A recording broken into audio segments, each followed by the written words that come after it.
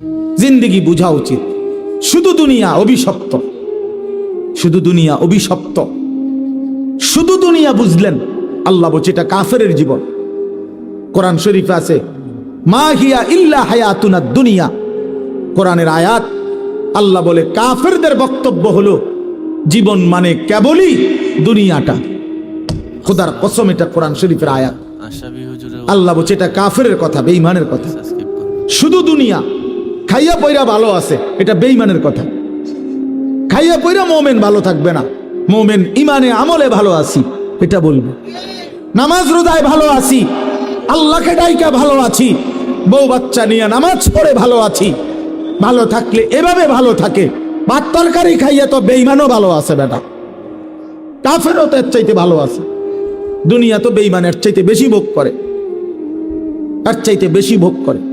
এই বাংলাদেশের সবগুলো ধনী, সবগুলো বাংলাদেশের বড় লোক পয়সাওয়ালা একসাথ করিলে বেটা ইউরোপ আমেরিকার একজনের ধনীর অর্ধেক না, এক কোনাও হইতো না, কোনাও হইবে না।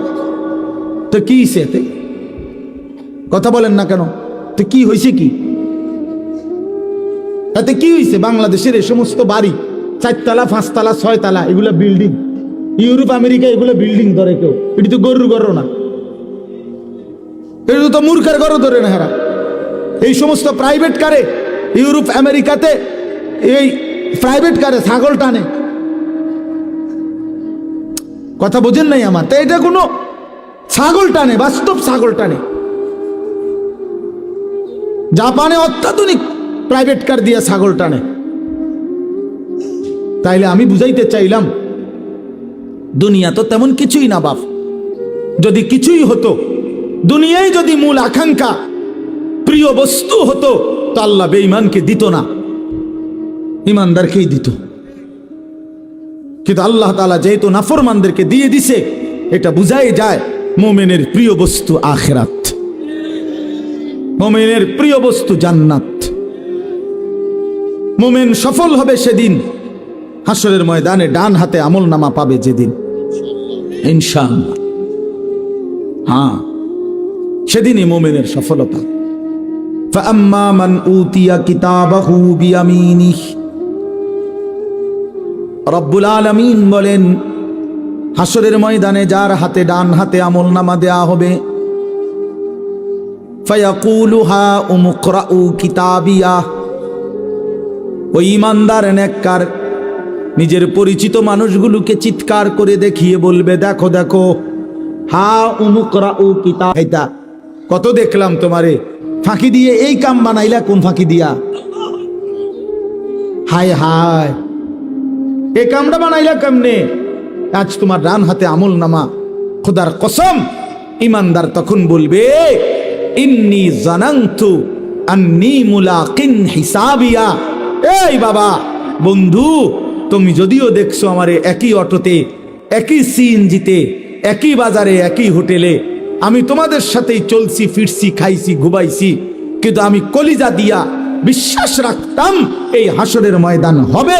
এজন্য আমি বাজারও করছি, নামাজও করছি, ব্যবসাও করছি, হালালও কামাই করছি, আখিরাত মনে রাখছি, এজন্য ডান হাতে আমলনামা পেয়ে গেছি।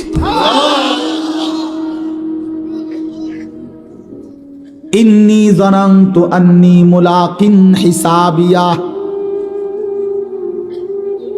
রব্বুল আলামিন বলবেন, কুলু ওয়াশরাবু হানিআম বিমা আসলাফতুম ফিল আইয়ামিল খালিয়া। রব্বুল আলামিন বলবে, বান্দা আমার জান্নাতি, সারা জিন্দেগি পিছনের দুনিয়াতে যতগুলো নেক আমল করেছো, সবগুলো নেক আমলের বিনিময়ে আজকে আমি রব্বুল আলামিনের জান্নাতে আরামসে নিশ্চিন্তে খুশি খুশি চিত্তে খাও, পান করো, উপভোগ করো। যদি বলি মাওলা কতক্ষণ খাওয়াবেন, দিবেন কতক্ষণ? রব্বুল আলামিন বলবেন, লাহুম মা ইয়াশাউনা ফিহা ওয়া লাদাইনা মাজিদ। আল্লাহ বলেন, বান্দা জান্নাতে তুমি চাইবা যতক্ষণ, আমি রব্বুল আলামিন দেব ততক্ষণ। না বন্ধু, শেষ হয় নাই।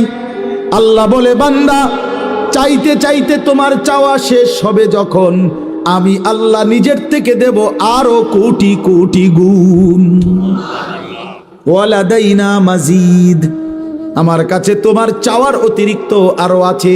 আমি জানি তো বান্দা তুমি চিনো কিতা, তুমি কইবাই কয়টা, তুমি ফলের নাম নাই তো বলবা 20টা, আমার জান্নাতে তো আছে ফল কোটি কোটি। তুমি খাবারের আইটেম বলবা নয় তো 20টা, এটা তো জান্নাত, আমার জান্নাতে আইটেম তো আছে কোটি কোটি।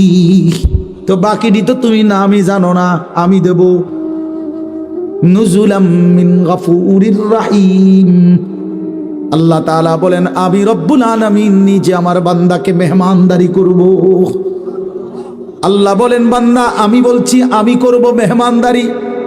তাইলে বান্দা তুমি ভেবে দেখো আমি রব্বুল আলামিন কত বড়, এত বড় মাওলার মেহমানদারিটা হবে কত বড়। এই জন্য প্রিয় ছেলেরা, বাবারা, হ্যাঁ, আমরা যারা চেষ্টা করি নামাজ পড়তে, হালাল পথে চলতে, আমরা বেউকুফ না। আমনে আম করে বোকা ভাববেন না। আমনে বেড়ি দেখা, নারী দেখা, নাটক দেখা, সিনেমা দেখা, বিড়ি খাইয়া, সিগারেট খাইয়া, সুদ খাইয়া, ঘুষ খাইয়া, পাটপারি সিটারি কইরা আমনে মনে করছেন চালাক। আমনে বেউকুফ, আহাম্মক আহাম্মক আহাম্মক বেটা তুই, বেটা বোকা বেটা তুই, বেটা বোকা বেটা। চালাক তো ইমানদার, চালাক তো সেজদাওয়ালা, চালাক তো হালাল উপার্জনকারী, চালাক সে আল্লাহর গোলামি করেছে। বাকিগুলো বেওকুফ বেটা, আহাম্মক বেটা, আহাম্মক। লা ইয়াকিলুন, লা ইয়াফকাহুন, লা ইয়ালামুন। কোরআন শরীফ আল্লাহ বলেছেন নাফরমান কিচ্ছু বুঝে না, নাফরমান কিচ্ছু জানে না, নাফরমানের কোনো আকলে না, এটা ব্যাককল ব্যবতার, এটা প্লাস্টিক বেটা, পাগল কোথাকার। সারা দিনে একটা সেজদা দেয় না, তুই মানুষ কিসের বেটা, কিসের মানুষ বেটা? রাস্তার জানোয়ার দেখো না, রাস্তার কুকুর বিড়াল দেখো না, ওই জানোয়ারকে দেখলেই তো বুঝতে পারো যে ওই জানোয়ার সেজদা দেয় না। তুমি মানুষরূপী জানোয়ারও সেজদা দেয় না, তো তোমার মিল হইলে তো জানোয়ারের লগে মিল হয়, মানুষের সাথে মিল কিসের আবার? মানুষ তো সেজদা দেয়, মোমেন তো মসজিদে সেজদা দেয়, মোমেন তো আল্লাহর গোলামি করে, তো জানোয়ার আবার বুদ্ধিমান হয় কেমনে? হাইওয়ান আবার বুদ্ধিমান হয় কেমনে? চতুষ্পদ জন্তু আবার বুদ্ধিমান হয় কিভাবে বেটা? এই জন্য বাত মাছ পেশাব পায়খানা এটারই জীবন মনে করো না বাপ। ছেলেদেরকে বললাম, একবার না শত শতবার আল্লাহ বলছে বান্দা ভুলে যেও না, ভুলে যেও না, ভুলে যেও না। এই হাসি, এই কান্না, এখানকার সুখ, এখানকার বাড়ি, এখানকার সম্পদ, এখানকার ছেলে মেয়ের উপার্জন, এটা মিলাইয়া তৃপ্ত হইয়া যাইও না যে আমার পরিকল্পনা শেষ, আমার টার্গেট শেষ, আমার দুনিয়ায় আগমনের উদ্দেশ্য শেষ। না বান্দা, তোমাকে সামনে যেতে হবে, কবরে, আখেরাতে, হাসরে, ফুলসিরাত পার হইতে হবে। তার জন্য সামানা কোথায়, তার জন্য তোমার পাথেও কোথায়, সেটা মিলাও, সেটা মিলাও, সেটা দেখো। আফসুসের ব্যাপার, আজকে আমার দেশ, আমার সমাজের মানুষ, বয়স্ক 60 বছরের, 70 বছরের মুরব্বীরা,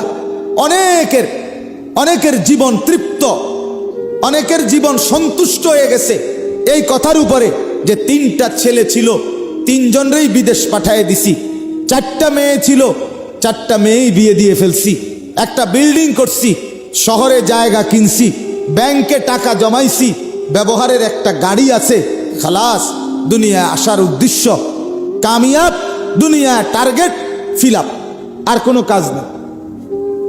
যে জন্য আসছে উদ্দেশ্য হাসিল হয়ে গেছে, এটাই দুনিয়া আসার উদ্দেশ্য, ঠিক না? কথা বলেন না কেন? 3 ছেলে বিদেশ পাঠানো, 4 মেয়ে বিয়ে দেওয়া, একটা বাড়িতে বিল্ডিং করা, অত্যাধুনিক টাইলস ব্যবহার করা, এখন আপনি সুখে খান, এখন ফ্যান চলে, এখন এসি চলে, এখন আপনার ছেলে মেয়ে টাকা পাঠায়, আর আপনি আরামসে ভাত মাছ চাল ডাল খাইতেছেন, আর গপসপ গল্প গুজব করতেছেন, টেলিভিশনে নাচ গান দেখতেছেন, খালাস জিন্দিগি না? আহ, হায় মুসলমান, এই তো তৃপ্তি। বুড়ো মানুষের চা দোকানের আড্ডা দেখলে বয়স্ক মানুষের চা দোকানের আড্ডা দেখলে বোঝাই যায় উনি তৃপ্ত, ওনার মূলত কোনো টেনশন নেই, কোনো টেনশন নেই। চা দোকানে বসে বসে গপ মারে, সিগারেটের পর বিড়ি খায়, টেলিভিশনের নাচ গান দেখে, আরামসে আরামসে বসে আছে।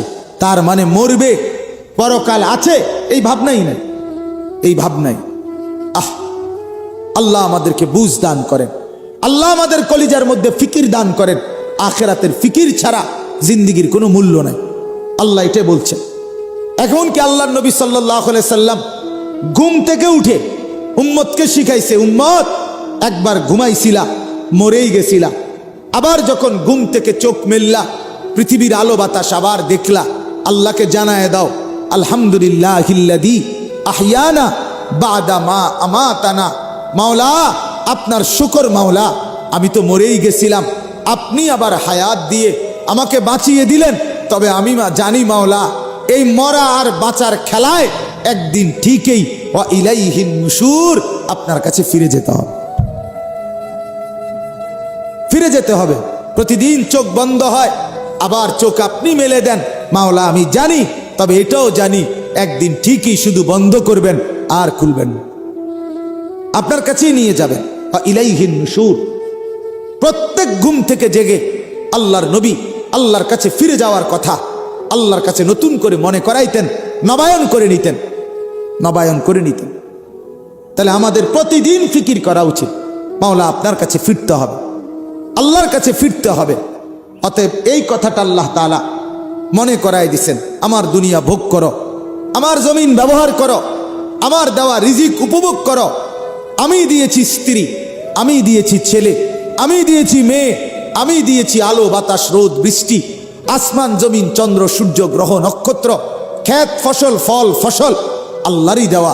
আল্লাহ বলে সবটা নেও বান্দা, শুধু মনে রাখো আবার আসতে হবে, আমার কাছে ফিরতে হবে, আমার কাছে ফিরতে হবে। এটা যদি ভাবি, কলিজার মধ্যে রাখি, তাইলে আর গুনাহ হবে না, আর হারাম হবে না, আর নাফরমানি হবে না। কারণ আমাকে যে যেতে হবে, আমাকে যে হিসাব দিতে হবে, আল্লাহর কাছে যেতে হবে। বলেন হিসাব দিতে হবে কিনা? বলেন, বলেন না সবাই দিতে হবে কিনা? বলেন আল্লাহর কাছে যেতে হবে কিনা? বলেন না, একটা একটা হিসাব দিতে হবে, একটা একটা। ওয়াকুল্লুহুম আতিহি ইয়াউমাল কিয়ামাতি ফারদান। আল্লাহ বলছেন কোরআনে, কিয়ামতের দিন তোমাদের প্রত্যেককে আসতে হবে একজন একজন করে, একজন একজন, একজন একজন করে, বাপ একজন একজন আল্লাহর সামনে দাঁড়াইতে হবে। ইন্নাল্লাহা সাইয়ুকাল্লিমু, নবী বলছে নিশ্চয়ই আল্লাহ প্রত্যেকের সাথে পৃথক পৃথক কথা বলবেন, একজন একজন করে কথা বলবেন। আল্লাহ তাআলা কথা বলবেন, আল্লাহর কাছে দাঁড়াইতে হবে, আল্লাহ তাআলার মুখোমুখি হইতে হবে। রব্বুল আলামিন বলছেন আহসাহুল্লাহ ওয়া নাসুহু, তুমি ভুলে গেছো জিন্দেগি, আমি গুনে গুনে রাখছি, গুনে গুনে। ওয়া কাফা বিদুনুবি ইবাদি খাবীরাম বাসীরা, বান্দা তোমার প্রত্যেকটা গুনার হিসাব রাখার জন্য আমি একাই যথেষ্ট।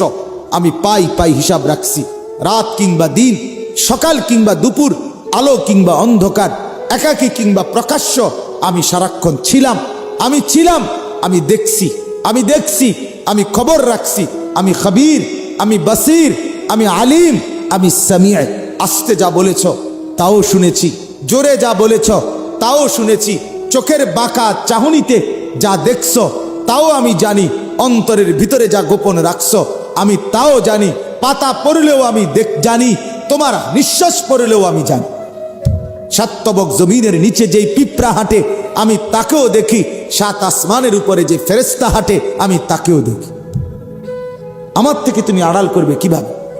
আল্লাহর থেকে আড়াল করবেন কিভাবে বাপ? অতএব দয়া করে আজ রাত গভীরে আপনাদের কাছে এটাই আবেদন, আখিরাতের ভাবনা ভাবেন, গুনাহ ছেড়ে দেন, হারাম ছেড়ে দেন, হারাম ছেড়ে দেন বাপ। দুনিয়া কাফেররা নিয়ে নেক রে বাপ, দুনিয়া কাফেররা নিয়ে নেক। ইহুদিদেরকে দুনিয়া দিয়ে দেন, খ্রিস্টানদেরকে দুনিয়া দিয়ে দেন, হিন্দুদেরকে দুনিয়া দিয়ে দেন, বৌদ্ধদেরকে দুনিয়া দিয়ে দেন, নাস্তিকদেরকে দুনিয়া দিয়ে দেন, মুরতাদদেরকে দুনিয়া দিয়ে দেন। ইমানদার আপনি জান্নাত থেকে নিয়ে নেন, আখিরাত থেকে নেন। হযরতে ওমর রাদিয়াল্লাহু তাআলা আনহু একদিন নবীজির ঘরে ঢুকে দেখছে একটা চাটাইয়ের মধ্যে আল্লাহর নবী সাল্লাল্লাহু আলাইহি সাল্লাম শুয়ে আছে, শুধু চাটাইয়ের উপরে। ওয়াকাদ আসসারা ফি জামবি, চাটাইয়ের দাগ, আল্লাহর নবীর দেহ মোবারকের মধ্যে দাগ পড়ে গেছে। মাথার নিচে একটা খেজুরের ছাল দিয়ে বানানো বালিশ, আর একটা চামড়া ঝুলানো, আর কিছু ছাতু পাউডারের মতো পায়ের কাছে রাখা, যেগুলো পানি দিয়া গুইলা খাবে। হযরত ওমর ঘরের মধ্যে চারটা জিনিস দেখছে, একটা চাটাই, একটা খেজুরের ছালের বালিশ, একটা চামড়া, আরেকটা ছাতু অল্প কিছু খাবারের জন্য। হযরত ওমর অজরে চোখের পানি ফেলে কাঁদতে শুরু করছে। আল্লাহর নবী বললেন, মা ইয়াবকিকা ইয়া ওমর, ওমর কে তোমারে কাঁদালো, কাঁদতেছো কেন? হযরত ওমর বললেন, ইয়া রাসূলুল্লাহ লিমা লা আবকি, আমি কাঁদবো না কেন? আপনার এই দৃশ্য দেখে না কেঁদে থাকি কেমনে, না কেঁদে থাকবো কেমনে? রোমের বাদশাহ, পারস্যের বাদশারা রেশমের কাপড় পরে স্বর্ণরৌপ্যের গালিচার মধ্যে বিছানায় শোয়ে, আর আপনি শ্রেষ্ঠ রাসূল, সাইয়্যিদুর রাসূল, মুসাদ্দিকুর রাসূল, নবিয়ুল আম্বিয়া, নবিয়ে দো জাহাঁ, নবিয়ে দো শাহা, নবিয়ে দো আলম, ফখরে মওজুদাত, কায়নাতের সরদার আপনি। আপনার এই হালাত দেখে আমি কাঁদবো না কেন? আল্লাহর নবী, হাদিসের মধ্যে আছে, আল্লাহর নবী বললেন, ওমর আমা তারদা আন তাকুনা লানাল আখিরাহ ওয়ালা হুমুদ দুনিয়া, ওমর তুমি কি এতে খুশি হবা না আমরা আখিরাত থেকে নেব, ওরা দুনিয়া থেকে নেয়? ওরা দুনিয়া নিয়ে নেয়, আমরা আখিরাত থেকে নেব। হযরত ওমর চোখের পানি মুছে বললেন, ইয়া রাসূলুল্লাহ আমি রাজি, আমরা আখিরাত থেকেই নেব, ওরা দুনিয়া দিয়ে দিলাম। ওয়ালাউলা আন ইয়াকুনান নাসু উম্মাতান ওয়াহিদা লাজআলনা লিমান ইয়াকফুরু বিররহমান সুকুফাম মিন ফিদ্দা। আজীব আয়াত কোরআনের এটা। আল্লাহ বলে, শোনো বান্দা, ওই বান্দার শোনো, আমি না চাইছিলাম কাফের বেঈমানকে ঘর বাড়িগুলো শুদ্ধা স্বর্ণ রৌপ্য দিয়ে দুনিয়ার ঘর বাঁধাই করে দেই, দুনিয়া তারে দিয়ে দেই পুরাটা, তোমারে জান্নাত পুরাটা দিয়ে দেব। হাদিসের মধ্যে আছে, এক সাহাবী রাদিয়াল্লাহু তাআলা আনহু, তিনি নবীকে বললেন, ইজিনি ওয়া আউজিজ, হে আল্লাহর নবী আমাকে একটু ওয়াজ করেন, তবে কম বলিয়েন, সংক্ষেপে বলিয়েন। সাহাবী বলছে, নবী বললেন, লা তাগদাব, রাগ করো না। শেষ, ওয়াজ শেষ। এর দূরে ওয়াজ কি বলছে? সবাই বলেন রাগ করো না। ওই সাহাবী ফারাদ্দাদা মিরারান, হাদিসে আছে যে ওই সাহাবী আল্লাহর নবীকে বললেন, ইয়া রাসূলুল্লাহ কম তো বলছি, কিন্তু এটা তো একটা বেশি কম হয়ে গেছে, এত কম তো বলছি না, এই কারণে বুঝি আদা লাগে, বুঝেন না এই কথাটা? তো আরেকটু কর না। ফারাদ্দাদা মিরারান, বারবার বলতেছিলেন তিনি, ইয়া রাসূলুল্লাহ আরেকটু বলেন। আল্লাহর নবী বলেন, লা তাগদাব, রাগ করো না। উনি বলেন আরেকটু বলেন না ইয়া রাসূল, নবীজি বলে লা তাগদাব, রাগ করো না। উনি বুঝছে আজকে আর ওয়াজ আগাইতো না, এর দূরে ওয়াজ, আজকের ওয়াজ কদ্দুর, এর দূরে, লা তাগদাব। তাহলে কি বুঝা গেল? এক শব্দও কি হইতে পারে? নসিহত হইতে, নসিহত হইতে। আউলিয়ায়ে কেরাম বুজুর্গানে দিন তো বলে, কোন শব্দ উচ্চারণ ছাড়া আল্লাহ ওয়ালা বুজুর্গ, হক্কানি রব্বানি আহলে দিল, কোন আল্লাহ ওয়ালার সোহবতে শুধু বসে থাকা, আর উনি কিছুই বলে নাই, বসে বসে পান খাইতেছে, আর আপনি তাকাইয়েই আছেন। তো আউলিয়াদের কথা, বুজুর্গদের কথা নিশ্চিত কোন শব্দও যদি না বলে, শুধু চেহারার এই চাহনি দ্বারাও আপনার ঈমান আমলের বহুত ফায়দা। আরা বনজর খাকরা কিনিয়া কুনান্ত, ফার্সিতে বলে নজর, আল্লাহ ওয়ালার নজর মাটিকে স্বর্ণ বানায়, স্বর্ণ বানায়, এক সাধারণকে অসাধারণ বানায়, অসাধারণ বানায়। এজন্য ভাই সব সময় ফিকির কর উলামায়ে কেরামের বয়ান, হক্কানি রব্বানি বুজুর্গদের বয়ান, মসজিদে জুমার বয়ান, মাহফিলের বয়ান, ইসলাহি মজলিসের বয়ান, খানকার বয়ান, আহলুল্লাহদের নসিহত যেখানেই হয় দ্বীনের কথা, আমার অনুরোধ চেহারার দিকে তাকায়া শুনবেন। বলেন ইনশাআল্লাহ। মাথা নিচের দিকে নামায়া, এরপরে জিমায়া জিমায়া অথবা কিছু বড়াই করেও আছে। আমি তো যেহেতু অনেক বড় পয়সাওয়ালা মসজিদ কমিটির সিনিয়র সদস্য, আমি যদি সাধারণ হুজুরের দিকে তাকায়া থাকি লোকে কি বলবে? আমার তো একটা আলাদা ভাবসাব থাকা চাই। এই জন্য উনি মাথাও আলগি দেয় না, গাঢ় নাড়ায় না, এ দুম ধরে বসে রয়েছে চুপ চুপ। না না, এটা উচিত না। আপনি যেই হন, এক হি সফ মে খাড়ে হো মাহমুদ ও আয়াস, না কোই বন্দা রহা না কোই বন্দা নওয়াজ। সুলতান মাহমুদ গজনবী রহমতুল্লাহ আলাইহি এই ভারতীয় উপমহাদেশের ইসলামের ইতিহাসের সবচেয়ে সাহসী বাহাদুর বাদশাহ যিনি ছিলেন, 17 বার যিনি ভারত হিন্দুস্তান আক্রমণ করেছিলেন আফগান থেকে এসে, গোটা হিন্দুস্তান যার নামে কাঁপত থরথর করে, সুলতান মাহমুদ গজনবী রহমতুল্লাহ আলাইহি। তিনি যখন নামাজে দাঁড়াইতেন তো ওনার গোলামকে পাশে নিয়ে দাঁড়াতেন, সাথে নিয়ে, আর বলতেন যে এটা সেই জায়গা মসজিদ যেখানে মনিব আর গোলাম আলাদা কোনো পরিচয় নাই, বরং সব এক মনিবের গোলাম। এক হি সফ মে খাড়ে হো মাহমুদ ও আয়াজ। আয়াজ ওনার গোলামের নাম। না কোই বন্দা রাহা না কোই বন্দা নওয়াজ। কেউ গোলামও না, কেউ মনিবও না, সব রব্বুল আলামিনের গোলাম। আল্লাহ তাআলা বুঝার তৌফিক দান করেন। এজন্য ভাই সব সময় আদবের সাথে, মহব্বতের সাথে, নজর চেহারার দিকে তাকিয়ে, জুতা খুলে বসে দ্বীনি কথা শোনা, বলা, পড়া দরকার, উচিত উচিত। কোরআনুল কারীমের মধ্যে আছে, মুসা আলাইহিস সালাম যখন, আপনারাও শুনছেন, তুর পাহাড়ে গেছেন, তখন আল্লাহ তাআলা ওনাকে জুতা খুলতে বলছিলেন। শুনছেন না এটা আপনারা? তো কোরআনের আয়াত। কিন্তু কেন বললেন? তাফসীরে স্পষ্ট আছে, তখন ছিল প্রচন্ড ঠান্ডা, নিচে বরফ, একেবারে বরফের চাকা। মুসা আলাইহিস সালাম ওনার বিবি কাঁপতেছিল শীতে, ঠান্ডা। তাহলে এই সময়ে তুর পাহাড়ে উঠার পর যেখানে বরফের চাকা, ঠান্ডায় কাঁপতেছে মানুষটা, সেখানে আল্লাহ তাআলা বলে ফাখলা'না আলাইক, মুসা জুতাটা খোলো, আমি তোমার সাথে কথা বলবো। ফাসতামি' লিমা ইউহা, তুমি মনোযোগ দিয়ে আমার ওহী শোনো। তাইলে ঠান্ডা কনকনে শীত, উনি কাঁপতেছে, ওনাকে আরো বলা দরকার ছিল, মুসা মোজা আনছো না, শুধু জুতা ফিন্দা এলেছো, কথা বলেন না? তোমার তো মোজা পরা দরকার ছিল, এই শীতে মানুষে শুধু জুতা পরে, কথা বলেন, এটা বলা দরকার ছিল কি না?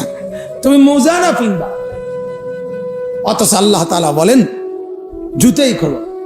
বুঝাই গেল শুধুমাত্র আল্লাহ তাআলা বুঝালেন আমার ওহী হবে, এখন আমি রব্বুল আলামিন তোমার সাথে কথা বলবো, আর তুমি আমার কথা শুনবা, আর আমার কথা শুনবার আদব জুতা খুলে বসে।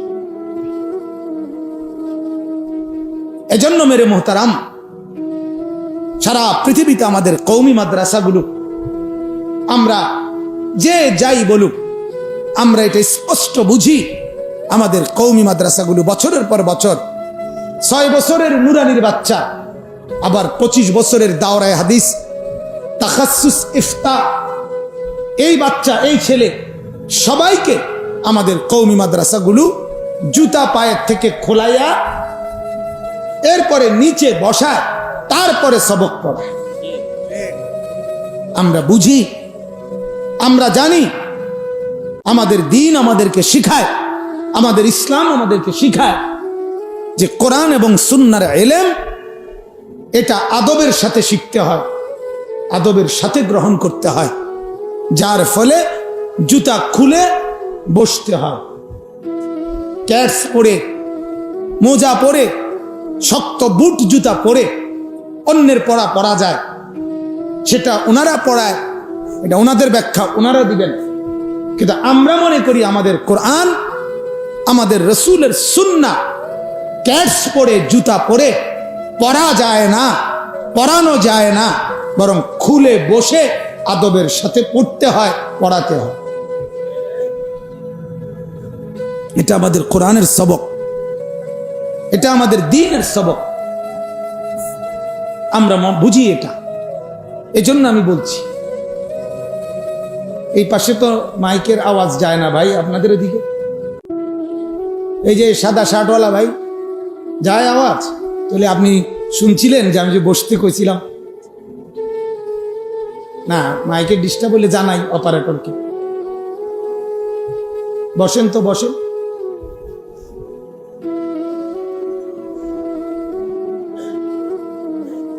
বলেন আলহামদুলিল্লাহ। অতএব রাগ না করি, আমার উদ্দেশ্য এটাই বুঝানো, আজকে এক বেলার জন্য না, মানে সব বেলার জন্য এটা কি করে দেওয়া, মস্ক করে দাও। এই জন্য এতটা গুরুত্ব দিলাম, শক্ত করে বললাম, এজন্য যাতে সব সময়ের ক্ষেত্রে আপনার ভিতরে এই অনুভূতি থাকে যে আল্লাহর কথা, কোরআনের কথা, রাসূলুল্লাহ সাল্লাল্লাহু আলাইহি সাল্লামের কথা আদবের সাথে শুনতে হয়। আল্লাহ নবী সাল্লাল্লাহু আলাইহি ওয়াসাল্লাম ইরশাদ করেছেন, আল্লামানি রব্বি ফাআহসানা তালিমি। নবীজি নিজে বলেন যে আমাকে এলেম শিখিয়েছেন সরাসরি আল্লাহ। কে? ফাআহসানা তালিমি। যা এলেম শিখাইছেন তার সবটা সবচেয়ে সুন্দর, সর্বোত্তম, সর্বোত্তম, বৈসাদৃশ্যপূর্ণ, অযৌক্তিক, অবাস্তব, কথার কথা, হাসির কথা, ঠাট্টার কথা, ফালতু কথা, এমনে এমনে এমন কিছু আল্লাহ তাআলা আমাকে শিখায় নাই। যা বলছেন, যা শিখাইছেন আল্লাহ তাআলা আমাকে এলেম, তার প্রত্যেকটাই দুনিয়া আখিরাত উভয় জাহানের জন্য উপকারী, জরুরি, প্রয়োজন। বেহুদা কোনো কথা না, অনর্থক কোনো কথা না। অন্য বইয়ের মধ্যে অনর্থক ভালো কথাও আছে, অনর্থক কথাও আছে, আছে কিনা বলে? অনর্থক কথাও আছে, বেহুদা কথাও আছে। আসসালামু আলাইকুম প্রিয় দিনী ভাইয়েরা, আনিসুর রহমান আশরাফি হুজুরের ওয়াজ যদি আপনাদের ভালো লাগে অবশ্যই চ্যানেলটি সাবস্ক্রাইব করবেন। ধন্যবাদ।